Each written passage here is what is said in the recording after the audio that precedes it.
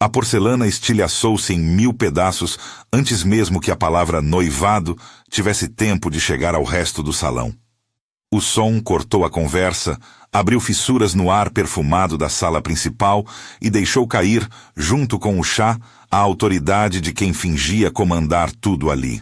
Rafaela sentiu o líquido quente correr pelo braço, chá, açúcar e um gosto salgado de humilhação. E por um segundo, viu só aquilo. O brilho no rosto de Raquel, o riso seco que surgiu entre alguns convivas e os olhos de Adriano, procurando no próprio reflexo um motivo para não intervir. Ela não se lembrava de ter derrubado a bandeja. Lembrava-se, isso sim, da carga das palavras que veio antes. A ordem fria, a restrição disfarçada de piada, o aperto no peito que lhe disse para se afastar.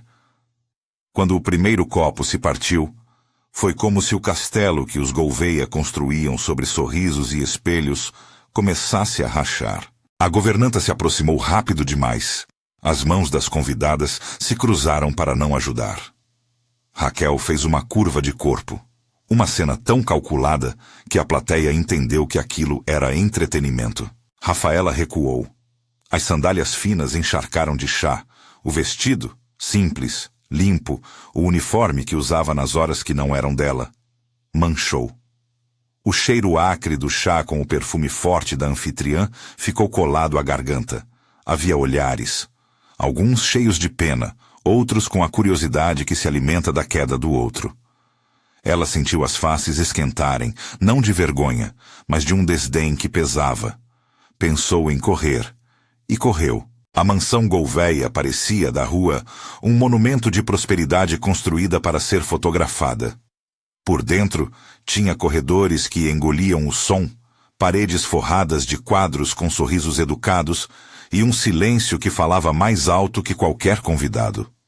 Rafaela conhecia tudo aquilo, como quem lê um livro de capa para capa. As cortinas pesadas que nunca se abriam ao vento. Os carpete que escondiam migalhas de vidas terceirizadas, os quartos que cheiravam a outra pessoa. Helena fora uma presença que preenchera salas e pequenas rotinas.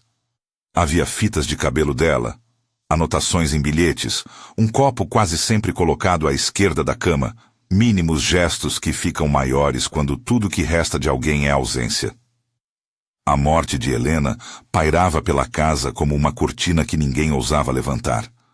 Dizia-se que fora um acidente, um remédio que fez mal, algo que a medicina explicava sem culpa. A pergunta se assemelhava a uma senha que ninguém na família queria digitar. Rafaela, com os olhos ainda lambuzados de chá e a roupa grudando, foi empurrada para trás por um punhado de empregados que a levaram para a cozinha.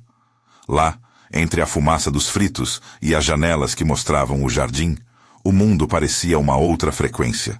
Pessoas que não precisavam fingir, que sabiam o horário de tudo e o preço do silêncio.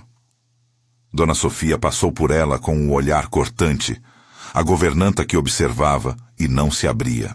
Rosa apertou a mão de Rafaela com força e, no seu gesto, transmitiu uma coisa que valia mais que 1000 conselhos. Fica esperta, hoje não foi sem intenção. Naquela noite, Rafaela dormiu com o som das cortinas se movendo no vento da madrugada e com a sensação de que algo, naquele silêncio quase artificial, estava errado há tempo demais. A tal sensação ganhou contornos ao longo das semanas que se seguiram. Bilhetes rasgados, um médico chamado Doutor Ronaldo sempre presente em jantares com um sorriso que não chegava aos olhos, pilhas de remédios rotuladas como fortificante ou complexo vitamínico e a presença de uma mulher, Raquel, cuja mão afastava com rapidez toda a proximidade que Helena ousara construir com Adriano. Rafaela aprendeu mais observando do que perguntando. Aprendeu a diferença entre ordens dadas e ordens sussurradas, a ouvir sem ser chamada, a distinguir um deslize convidado de uma revolta contida. E foi por ouvir demais que, numa tarde de maio, ela quase tropeçou num segredo que não era dela. O corredor que dava para o escritório era estreito.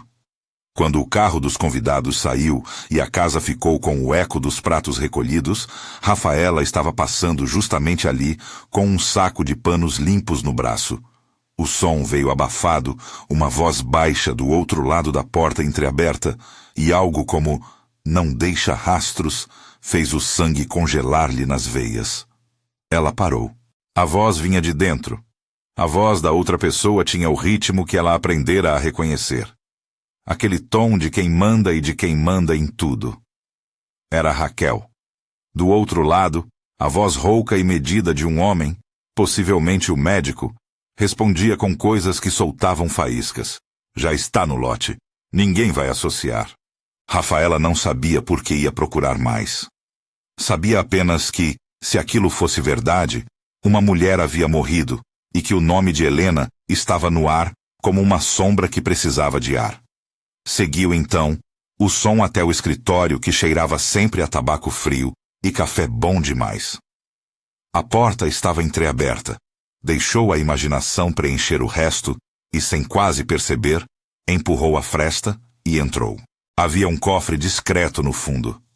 A mão de Raquel havia girado a chave com uma naturalidade que doía. Por uns segundos, Rafaela ficou estática, sentindo cada músculo pronto para fugir. Ela não mexeu em nada. Apenas viu envelopes empilhados, papéis com números e, por baixo de tudo, uma caixa pequena, velada pelo peso do segredo. Dentro da caixa, um gravador antigo e uma fita cassete amarrotada como quem foi manuseada demais por mãos que tinham pressa de falar. Junto, um caderno pequeno, com a caligrafia de Helena. Um fio de perfume deixou no ar uma saudade quase palpável. O coração de Rafaela bateu de uma forma que ela nunca esquecera. Sem pensar em consequências legais ou custas, ela pegou o gravador e o caderno, enfiou tudo dentro do avental e saiu esgueirando, como quem rouba um pedaço de silêncio. Era um crime, sim, e ela sabia. Mas era um crime cometido em defesa de algo maior. A memória de uma mulher que provavelmente foi calada. Olhou para trás apenas uma vez. A porta do escritório ficou calma de novo e a mansão continuou a sua rotina. Lá fora, o jardim respirava, as luzes acenderam e a cidade continuou a girar como se nada tivesse acontecido. No quarto de pensão onde dividia um pequeno espaço com outras trabalhadoras, Rafaela fez o que os nervos permitem quando uma verdade precisa ser tocada. Ela colocou o gravador no ouvido, rodou a fita com as mãos trêmulas e apertou play. A voz que saiu na primeira reprodução estava fraca pelo tempo, mas tinha a urgência cortante de quem deixa um bilhete de despedida. Era a voz de Helena. Se alguém ouvir isto, é porque eu já não consigo mais falar de frente. Promete que vai ouvir até o fim. Havia pausas, respirações que quebravam frases, como se gravar fosse uma luta contra a vontade de chorar. Helena descrevia sintomas, pequenas tonturas que pareciam inofensivas. Falava de remédios que chegavam em pacotes com marca do hospital. Falava de um médico que recomendava que não procurassem outro especialista. A voz por vezes tremia e então redobrava em determinação. Se eu desaparecer, procure no armário do escritório, na caixa azul. Está tudo escrito. Não é só para mim. É para qualquer um que venha depois. Não havia nomes tão diretos quanto para incriminar sem sombra de dúvida. Mas havia detalhes. O cheiro metálico. A descrição de um comprimido que não se dissolvia. Uma referência a conversas onde alguém chamava aquele fortificante de algo que aquela moça ia achar natural. Helena parecia saber que algo estava sendo feito a conta-gotas, com palavras delicadas. Ela pediu que a fita fosse ouvida por quem amasse a verdade mais do que o conforto. Rafaela ouviu a fita 3 vezes seguidas, grave no corpo e no espírito. Cada retorno trazia nova clareza. No caderno havia frases curtíssimas, escritas com pressa. Ronaldo, conversa 11:10. Disse que era só reforçar. Raquel riu da minha cor. Adriano dorme demais. Embaixo um risco, quase ilegível. Se algo acontecer, Miguel, então olhe as transferências. O nome Miguel aparecia como uma faísca de esperança. Alguém que poderia ter acesso às contas. E logo abaixo uma observação que parecia dirigir-se a qualquer leitor. Confie no que ouvir. Lembre-se do cheiro. Rafaela não era formada em leis, nem tinha estatura para enfrentar uma família que podia comprar notícias. Ela tinha, no entanto, uma moral que não podia ser comprada, e a voz gravada de Helena a fez sentir-se responsável. Levou o gravador na manhã seguinte ao posto policial mais próximo. Era cedo. O sol ainda não havia vencido a névoa. O delegado que a atendeu tinha olhos experimentados para quem viu demasiadas histórias de trabalhadores que queriam complicar o dia dos patrões. Ouviu a narrativa com pouca atenção e muitos suspiros. Pediu que ela voltasse com provas mais robustas, perguntou por que não tinha procurado o advogado, questionou a razão do furto do gravador. A resposta para Rafaela foi simples e cortante. Porque ninguém mais vai ouvir a fala de uma morta se eu não trouxer aqui a fita. O balé da burocracia começou. Formulários, assinaturas, promessas de encaminhamento que vinham como papel molhado.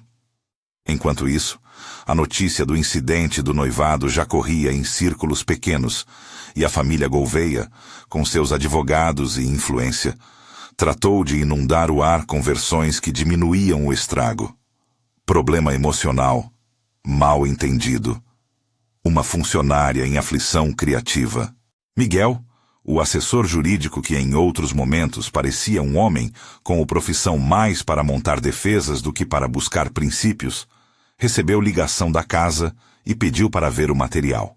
Ele pediu depois que Rafaela entregasse uma cópia. Prometeu análise. Saída da delegacia, Rafaela foi seguida por um misto de descrença e medo. Chegou em casa e encontrou no avental um bilhete enfiado sob a porta onde se lia apenas: "Não faça besteira, isso não é com você." Não havia assinatura. Era uma ameaça silenciosa, aquela forma de violência que chega em papel e mira a alma. Rosa apareceu na manhã seguinte com uma sacola cheia de café e pão de queijo, como se aquilo fosse remédio. Seu José a acompanhou com a carranca dura de quem conhece as ruas e o risco. Se vai entrar nesse jogo, não vai sozinha. As pessoas ricas têm mão longa. Miguel demorou a responder. Quando o fez, foi com cautela de advogado que tenta equilibrar moral e contrato. Pediu que Rafaela trouxesse o gravador para que ele conferisse com especialistas, sem prometer nada, mas oferecendo uma estratégia que, na sua voz, soava mais como amparo que ameaça. Enquanto esperava, Rafaela sentiu o cerco apertar. O hospital onde Dr. Ronaldo atendia passou a enviar para a imprensa pequenos comunicados, elogiando sua competência. A mídia, mordida pelo perfume do escândalo, começou a brincar com suposições. Alguns colunistas falaram de intrigas entre amantes e viúvas, transformando a morte de Helena em manchete que diminuía alguém. As horas que se seguiram foram forjadas em tensão. Rafaela passou tardes reescrevendo as linhas do caderno, memorizando a voz da fita, gravando em si cada pausa de Helena. Muitas noites ela mal conseguia dormir, imaginando Adriano chegando em casa e não reconhecendo as peças montadas ao seu redor. Adriano, quando o roteiro da mansão permitia, era um homem dividido. Em suas noites boas, lembrava-se de Helena com ternura, e por isso mantinha objetos dela por perto. Em outras, fechava a porta do escritório e permitia que decisões fossem tomadas por mãos que prometiam solucionar rapidamente desconfortos sociais. Havia nele um desconforto latente, algo que a fita viria a tocar, mas não havia nada claro que o fizesse agir. A sensação de impotência começou a corroer a determinação de Rafaela. A delegacia devolvera a fita sob a promessa de análise, mas ninguém a chamara de volta. Miguel pedia cautela. Dona Sofia evitava se posicionar. As ameaças continuavam como sombras breves. Uma pedra atirada contra a janela, uma mensagem com letras truncadas. Para, pensa. E para cada gesto, a sensação de que o tempo podia acabar com alguma coisa essencial. Foi então que, numa manhã em que a chuva lavava a cidade e deixava tudo com uma limpeza triste, Rafaela recebeu uma ligação. Era uma voz conhecida, trêmula, que disse apenas: "Eles não vão te ouvir lá. Vai precisar de outra coisa." Do outro lado, Maria, sua colega da cozinha, completou com a boca apertada: "Rafa, o padre ouviu a fita. Ouviu mesmo. Ele disse que a voz é a da falecida. Não sei o que isso muda, mas fica esperta." Foi a deixa para a decisão. Se a polícia não agitava, se o advogado calculava, se os bilhetes eram resposta, então sobrava a coragem de alguém invisível o peso de enveredar pelo caminho que a lei não quis tomar ainda. A coragem, no caso, era uma mistura de medo e amor pela verdade. Antes de agir, Rafaela foi até a comunidade. Aquele pedaço de cidade onde ninguém tinha sobrenome conhecido na imprensa, onde as histórias se entrelaçavam. Encontrou Rosa, seu José e Dona Joana no botequim atrás da feira. Estas pessoas, que sempre souberam equilibrar o próprio sustento com generosidade, ofereceram café e garantias. Se for perder a cabeça por um ideal, perde junto de quem tem coragem, disse seu José, com uma risada que tentava diminuir a tensão. Não era ridiculamente heróico. Era pragmático. Uma rede de pequenas irmandades que sabia o valor de uma denúncia verdadeira. Rafaela sabia que o que carregava era frágil e, por isso, exigia planos que não dependessem de confiança externa. Não era revolta por orgulho. Era dever humano. Fazia meses que Helena era lembrada em pregadores e em sussurros. Agora a fita poderia ser a curva que mudasse o destino. Se ninguém fosse pela verdade, ela iria. No dia seguinte, antes do amanhecer, Rafaela entrou na sala que guardava pertences da falecida. A casa ainda dormia. A fita que estava em seu bolso parecia um objeto pesado demais para uma mão pequena. Ela percorreu de novo os cantos que Helena costumara arrumar. Uma mecha de cabelo no travesseiro, um bilhete preso a um livro, uma foto antiga com Adriano rindo. Um desses pequenos gestos, a lembrança de um bilhete, a lançou num flash breve, onde Helena escrevia algo para Adriano sobre um plano que não entendia. O bilhete dizia: "Se me acontecer, não acredite em quem faz sorrir." Rafaela apertou o gravador, como se aquele ato pudesse transformá-la numa âncora humana. Consciente do risco, procurou quem pudesse ajudá-la a criar prova que não parecesse fruto de vingança. Miguel compareceu depois de muito insistir, trazendo com ele a frieza calculista de um homem que, pela profissão, aprendia a priorizar o documento. Ele analisou a fita com um especialista, confirmou a autenticidade da voz com base em amostras antigas. Um pormenor que pegou de surpresa a família Gouveia quando noticiado. Ainda assim, a máquina que move o poder é lenta. Os Gouveia tinham meios de atrasar investigações, e o delegado que mexera com a fita parecia se mover com inércia calculada. Quando a esperança institucional murchou, restou uma alternativa. Perigosa, talvez ilegal, certamente costurada de riscos humanos. Fazer a verdade explodir num palco onde ninguém poderia mandar calar tão facilmente. O casamento de Adriano com Raquel era isso. Um palco, quase sempre coberto por câmeras e olhares, onde uma palavra dita no momento certo poderia alterar a interpretação de todo um texto. 5 segundos. Era nisso que Rafaela pensou. 5 segundos dependendo do que se ouviria. 5 segundos que poderiam, ou não, ser suficientes. Ela respirou. Não era heroísmo. Era a necessidade que nasce do amor pela justiça. Reuniu novamente a fita, o caderno e um pendrive que Miguel conseguiu extrair de um antigo e-mail de Helena. Um detalhe que agora fazia parte do cenário. O pendrive continha e-mails trocados entre médicos e fornecedores, rascunhos de notas sobre transferências financeiras que pediam, em seu tom seco, uma confirmação sem nome. Nada ainda era um golpe final, mas havia uma cadeia. E cadeia vira prova quando unida. Antes de sair, recebeu o aviso que todos temem, a sombra de que alguém a observava. Um carro preto havia passado 2 vezes em frente à pensão. Jacaré, nome de um homem que se movia entre promessas de silêncio e ameaças, havia sido visto rondando as áreas comuns da mansão. Não era preciso muita imaginação para ligar as peças. O mesmo homem que entrega veneno por dinheiro tem pés para seguir quem crê em justiça. Na hora decisiva, com o gravador no bolso e o caderno apertado contra o peito, Rafaela subiu o morro que levava à igreja, onde tudo seria consumado. A cidade ainda estava molhada e o perfume de chuva sobre pedra trazia um frescor enganoso. No caminho, pensou em Helena, em como a vida se atece devagar por meio de pequenos atos envenenadores, não só com remédios, mas com sorrisos que isolam, com ordens que anulam pessoas, com um sistema que protege os poderosos. Ao dobrar a esquina, sentiu passos atrás de si. Não eram passos de quem vinha pedir caridade. Eram passos determinados, com botas que raspavam no asfalto. O coração bateu mais forte. Ela acelerou. A igreja, a poucos metros, já brilhava com luzes e o rumor de convidados entrando. No corredor lateral, uma figura surgiu quase sem ser vista.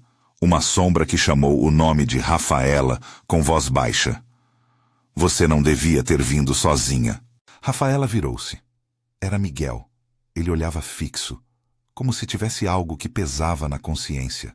Mais do que o respeito à lei, agora talvez afinidade com a verdade.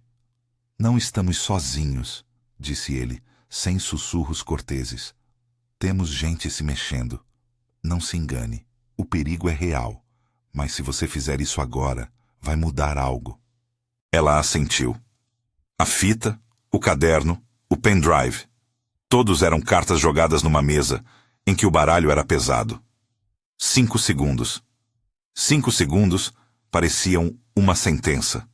Por enquanto, ninguém sabia o que iria acontecer. Mas havia movimento no ar, olhares que se fixavam, a respiração da cidade expectante e a sensação de que uma única voz poderia pedir que o mundo parasse para finalmente ouvir. Quando Rafaela começou a caminhar para a igreja, o mundo pareceria pronto para receber uma revelação.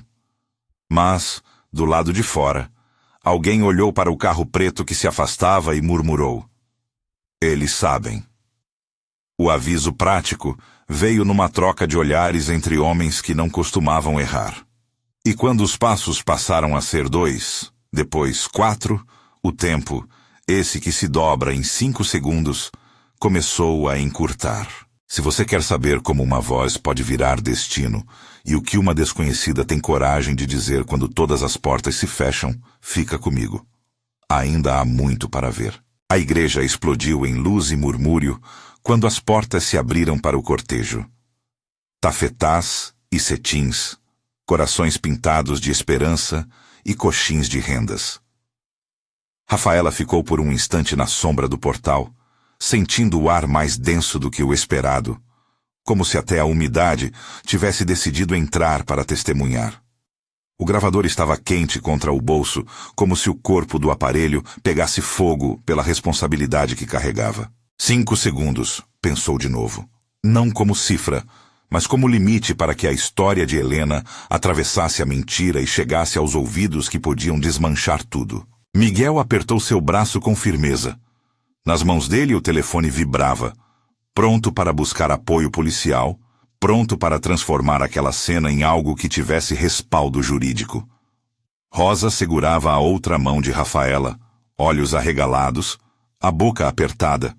Dona Joana repetia mentalmente um terço que talvez não rezasse desde a adolescência. Seu José observava os arredores, atento, uma espécie de vigilante com as rugas como mapa de quem já seguiu muita gente perigosa. O carro preto que rondara a pensão estava parado a quarteirões de distância, um aviso de que a presença dos capangas não era apenas rumor da noite anterior.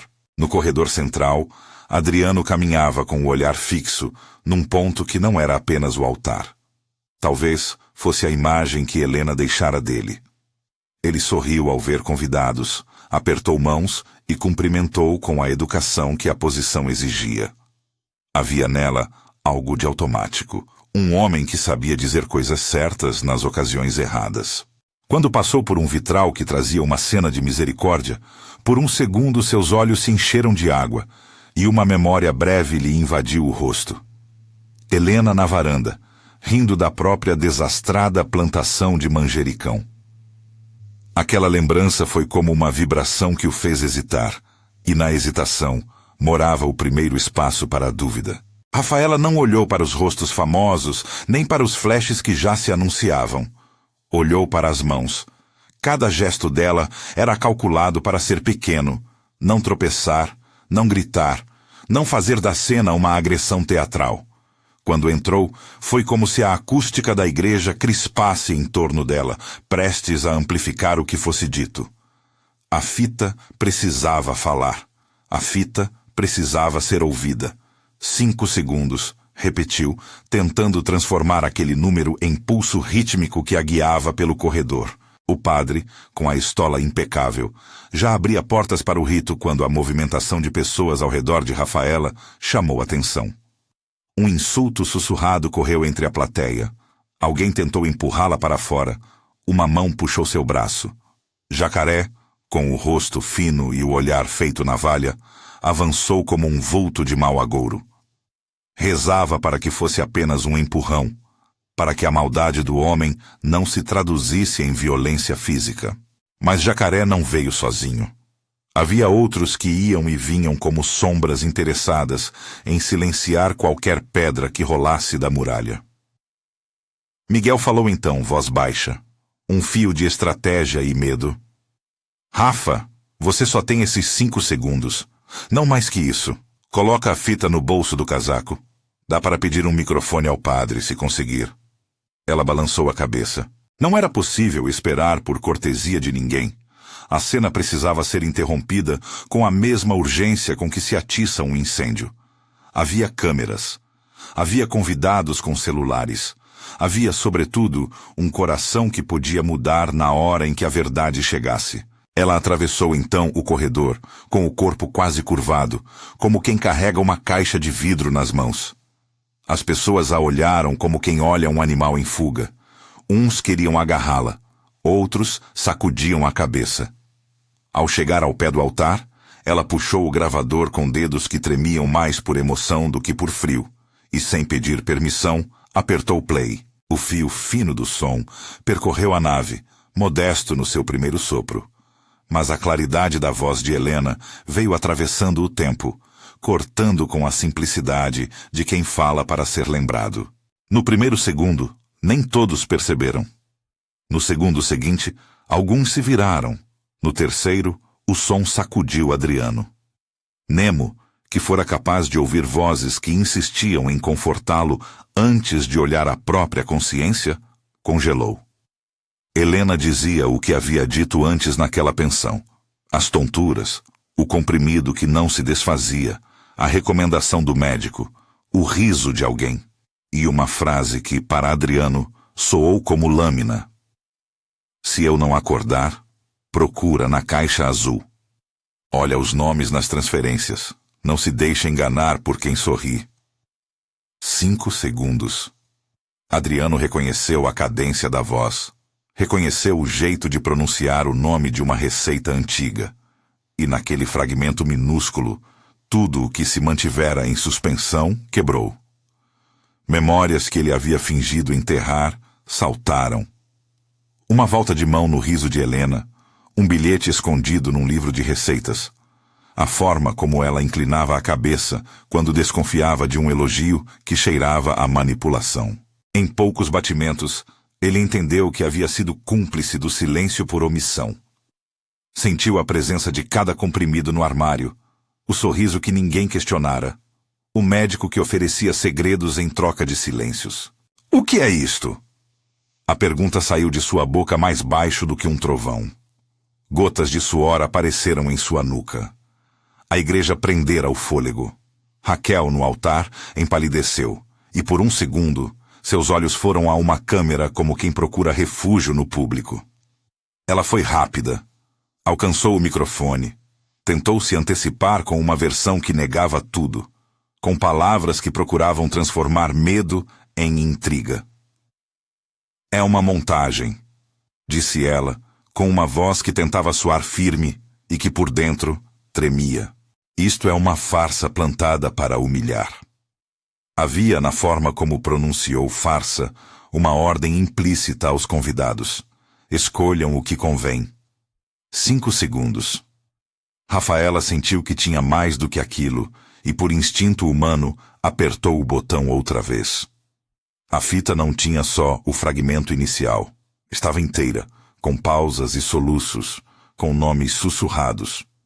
Helena descrevia a complacência do médico, as transferências em anotações nervosas e mencionava uma conversa onde alguém dizia que não dava para perder o casamento. Miguel, vendo que a cena fugia de qualquer manipulação possível, ficou de pé e, com a calma de quem aprendeu a agir na hora certa, pediu que alguém abrisse o áudio para todos. Isto vai ser ouvido agora, disse, e o ar se rasgou. Adriano titubeou. Naquele momento, o rosto de Helena se projetou na sua memória em 3 cenas diferentes, não longas, como filmes, mas como estampas que voltavam com força. A primeira era a manhã em que ela o acordara com um café derramado pela mesa e um bilhete escrito com a pressa de quem queria que a vida não fosse só obrigação. A segunda, a noite em que ela lhe apresentara um mapa de projetos sociais, o brilho nos olhos mais claro do que qualquer pedra preciosa. A terceira, a vez que Helena entrou no escritório e parou diante de uma pilha de contratos que ele, no afã de negócios, nunca havia lido. A lembrança não era acusatória. Era apenas a prova viva de que alguém morrera com coisas por fazer. E essa injustiça, a mais elementar, brotou com violência dentro de Adriano, como se fosse um motivo suficiente para cortar o nó. No altar, o tilintar de talheres nas mesas do coquetel já não importava. A fita rodou mais segundos. Helena falou nomes, descreveu cheiros, citou um fortificante que vinha em sachês com uma etiqueta sem logo. A respiração de Adriano foi ficando mais curta. Suas mãos começaram a suar. Ele afastou a estola de noivado como se fosse uma máscara suja. Não era possível continuar. Não naquele instante. Não sabendo. Para, disse ele sem pensar em protocolo. O som foi seco. E as cabeças se viraram. Eu não posso. O murmúrio se transformou numa onda. Raquel saltou do banco branco, com a expressão de quem tenta comandar a narrativa. Isso é teatro, ela gritou. Uma mentira plantada por quem quer destruir. A plateia se dividiu entre o choque, a incredulidade e os primeiros aplausos de quem achava que as coisas finalmente tomaram o rumo da verdade. Adriano subiu ao pequeno patamar do altar e, pela primeira vez em muito tempo, sua voz saiu com autoridade que não buscava agradar ninguém. Eu conheci Helena, disse ele, e naquele simples ato de falar o nome dela como passado, o presente ruiu. Eu a amei. E se há uma dúvida, eu quero que se investigue. Quero que se ouça tudo. Ele virou-se para Raquel e, com a expressão que havia em sua face, o eco de noites mal dormidas, fez algo que ninguém na família Gouveia imaginara. Eu cancelo o casamento. Agora. Não com você. O silêncio foi tão profundo que alguns convidados choraram como se a chuva tivesse começado ali dentro. Raquel empalideceu. Seus olhos procuraram um caminho de fuga. Naquele segundo, Jacaré deu o passo que não devia. Aproximou-se de Rafaela com a intenção clara de arrancar o aparelho. Seu José foi mais rápido, não por força, mas com decisão de quem conhecia os atalhos da rua, e segurou o braço do capanga, impedindo que a violência imediata acontecesse. Havia um preço por intervir. Seu José sabia, e por isso fez o que muitos não teriam feito. Pagou com um olhar que dizia que a cidade veria. A confusão gerou pânico, e entre o barulho, alguém conseguiu ligar para a delegacia. Miguel exigiu calma. usou sua carteira para abrir caminho e pediu, de forma prática, que a segurança do evento se abstivesse de intervir de maneira que fosse ilegal. Não que ele estivesse em particular preocupado com leis. Estava, sim, pensando em preservar a integridade da prova. Se a fita fosse arrancada de mãos de Rafaela naquele momento e ela fosse agredida, os Gouveia poderiam transformar tudo em espetáculo de vitimização. Era preciso que a verdade chegasse à polícia com registro e testemunhas. Os minutos que se seguiram foram um jogo de tensões. Alguns convidados, atônitos, registravam com celulares.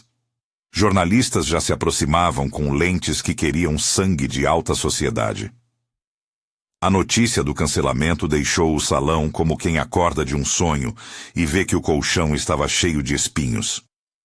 Raquel, sentindo a fuga, tentou negociar no ar. Seguranças, advogados, promessas de silêncio. Havia, porém, novas forças em campo. Miguel enviou as primeiras imagens ao seu contato mais fiel na delegacia. Ele havia conseguido, nas horas anteriores, uma compreensão mínima de que, se houvesse vontade, haveria movimento. A saída de Raquel foi tumultuada. Ela correu para uma lateral, escondeu-se entre carros e fugiu. Mas a fuga tem memória curta. As câmeras amadoras gravaram sua pressa, as testemunhas anotaram a placa do carro, e a história que se transformara em espetáculo logo ganhou pernas legais. A polícia, pressionada pela exposição pública e pelas evidências que agora circulavam, abriu um inquérito mais sério.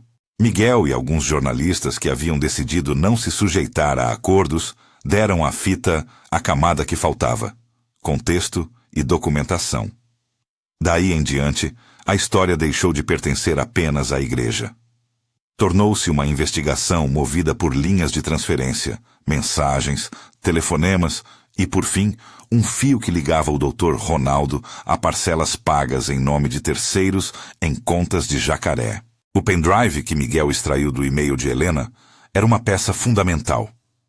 Nele havia rascunhos de e-mails, notas sobre fornecimentos com números estranhos e referências a pagamentos. Ligaram os pontos.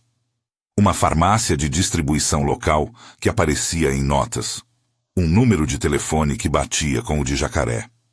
Era a teia começando a se enrodilhar. Quando a polícia bateu à porta do consultório do Dr. Ronaldo, ele abriu com a expressão de quem sabe calcular os danos. Havia nervosismo, mas também o tipo de negação que tenta convencer a si próprio.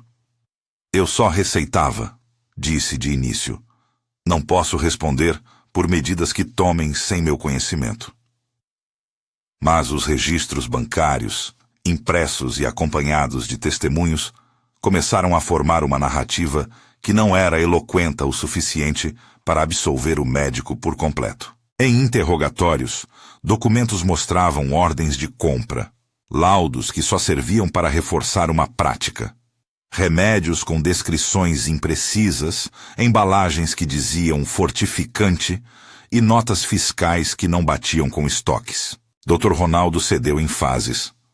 Primeiro, negou com firmeza. Depois, admitiu que havia aceitado favores por anos em troca de uma vida que, no seu interior, cada vez menos lhe trazia alegria. Ele falou de reuniões em que lhe pediram para acelerar casos, para receitar sem exames, para normalizar as queixas de Helena. Quando lhe mostraram as transferências, começou a suar. A confissão que veio depois não foi heróica. Foi fruto do aperto, da consciência pesada e do desejo prático de uma negociação. Em troca de menos exposição e de alguma promessa de acordo, ele deu nomes, descreveu ligações, apontou para o fornecedor que aparecia nas notas: Jacaré. A captura de Jacaré foi menos barulhenta, mas igualmente cinematográfica. Uma perseguição que envolveu ruas de paralelepípedos, sacadas em que moradores apontavam com dedos como quem guia um caça, e o desfecho numa muvuca perto da rodoviária. Jacaré tentou fugir, mas a cidade tem olhos. Rosa e seu José participaram, não com armas, mas com informações, indicaram caminhos, lembraram nomes de quem o vira em lugares onde não deveria estar. A polícia o prendeu com as notas fiscais no bolso, com uma folha de contatos e com um pequeno cofre de dinheiro que havia sido pago por serviços. Ele tentou, em suas primeiras declarações, minimizar, mas depois, em uma conversa com seu próprio espelho, entendeu que os rastros o esmagavam. Apontou nomes, confirmou o recebimento de valores e revelou o elo com Raquel. Com essas peças, a pressão sobre Raquel aumentou. Ela fugira do país por uma janela de horas, um esforço para evitar o peso do testemunho. Mas os registros de cartão de crédito, o reconhecimento de imagens e uma voz em aeroporto a entregaram. A captura foi feita por uma operação conjunta. Policiais que sabiam o itinerário, agentes que seguiam movimentações bancárias e jornalistas que mantinham a história vivo na opinião pública. O avião que tentava levá-la para longe foi interrompido por homens de gravata que se apoiavam em mandados e em provas documentais. Raquel foi presa, para surpresa de muitos e para alívio de outros. Ela esbravejou no banco traseiro da viatura, prometendo processos e vinganças. Promessas que logo bateriam contra a realidade da delegacia, onde a fita, o pendrive e os e-mails formavam um quebra-cabeça difícil de negar. A mídia, que no início tratara Rafaela com desdém, uma fofoqueira que mexera com quem tinha posição, viu-se obrigada a reavaliar. Programas sensacionalistas tentaram manter a narrativa do escândalo como espetáculo. Jornalistas com ética abrigaram a história da servidão e do poder no seu cerne, perguntando como alguém tão pequena tinha movido tanto. Rafaela recebeu palavras agressivas por semanas. Sua vida virou matéria de comentários maldosos e opiniões prontas. Mas, com o tempo e com provas, o vento virou.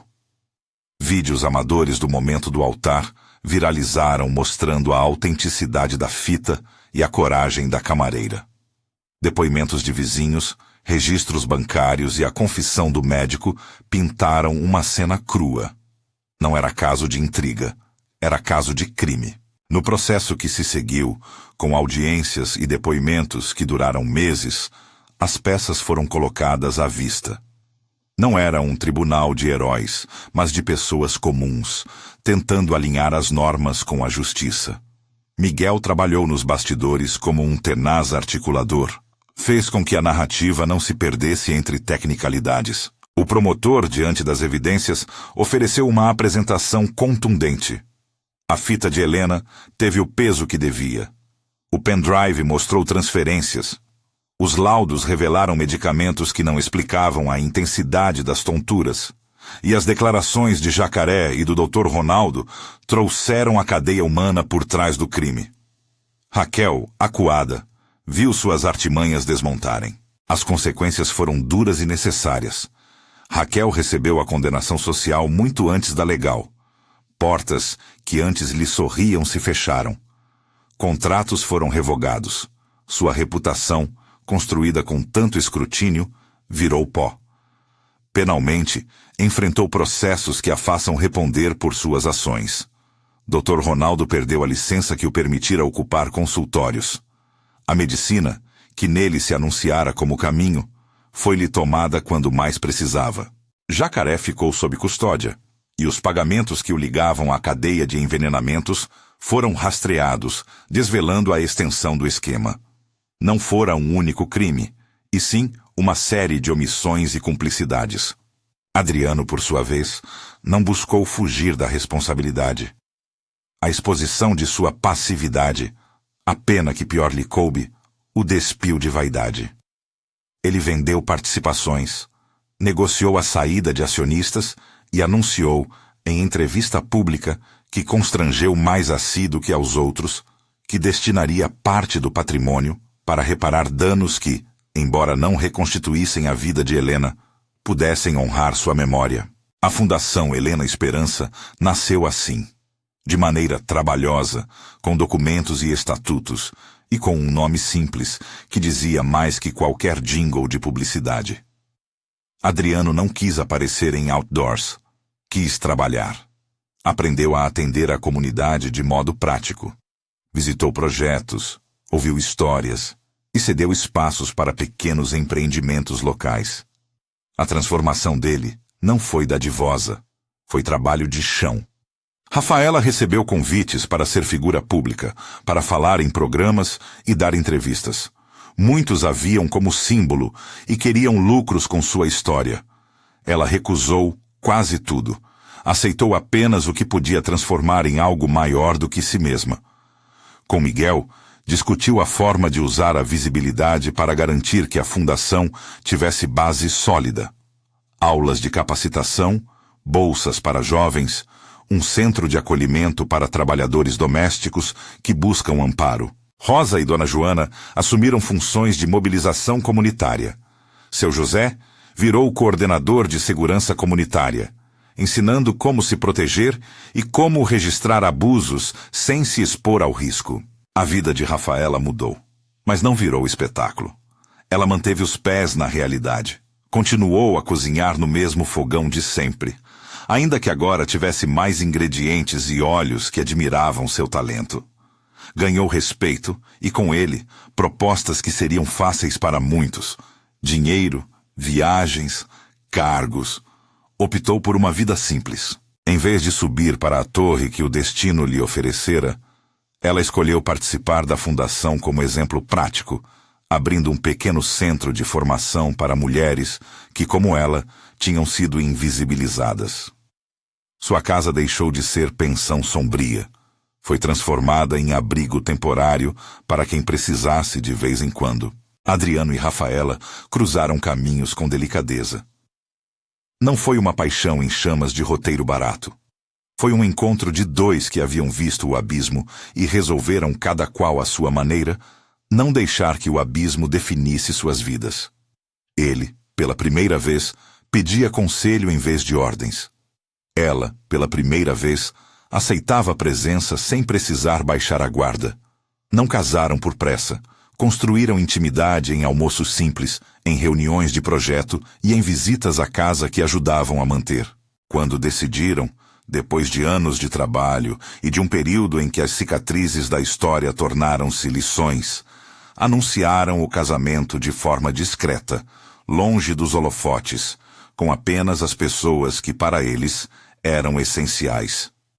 Foi uma cerimônia pequena, com arroz e bolo, com um padre que conhecia a história e que abençoou a reconstrução com palavras que não julgavam, apenas desejavam força. A Fundação Helena Esperança, nos meses e anos seguintes, transformou-se num projeto concreto. Criaram bolsas para a formação profissional, um centro de saúde preventiva que ensinava sobre medicamentos e seus riscos, uma equipe de apoio jurídico para casos de trabalhadores domésticos que precisassem de orientação. O legado de Helena, que antes fora memória solitária numa fita cassete, virou cursos, oficinas, encontros em praças e uma biblioteca com os bilhetes e fragmentos da vida dela digitalizados, para que ninguém pudesse mais dizer que aquilo fora esquecido. Rafaela, que um dia guardara a fita no bolso sujo do avental, assinou documentos ao lado de Adriano e abriu as portas para um prédio que remetia à dignidade perdida. As noites, porém, não foram todas iluminadas. Rafaela teve noites de insônia quando a lembrança do aperto no escritório voltava com crueldade. Recebeu pedido de desculpas que não satisfizeram o vazio de noites que Helena não teve.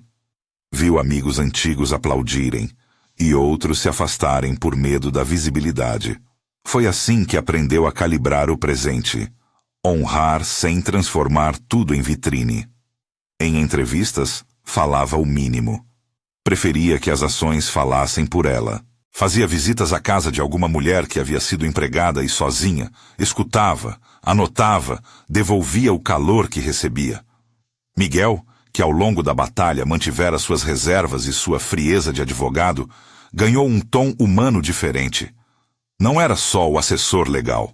Era quem ajudava a desenhar contratos de transferência de bens, quem mediava acordos com empresas que queriam doar para a fundação, quem se certificava de que cada caixa preta fosse aberta com transparência. Havia também momentos de falhas.